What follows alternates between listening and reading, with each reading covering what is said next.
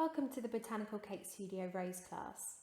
In this class I'm going to show you how to make this classic rose which I've modelled on the quicksand variety. I've chosen this particular one because of its lovely dusky pink colour and its lovely classic rose shape. The class is broken down into step-by-step videos, teaching you everything from making your own flower paste, how to roll it out to achieve ultra-thin lifelike petals, forming and shaping your rose, making accompanying foliage, and mixing your colours to achieve lifelike colour palettes when dusting. I've also created lots of useful PDF guides and cheat sheets for your reference, and you will have access to a closed Facebook group from 2 months after you purchase the course, where I'll be in there to answer any questions you might have along the way, and I can always jump in and do some live demos should you need them.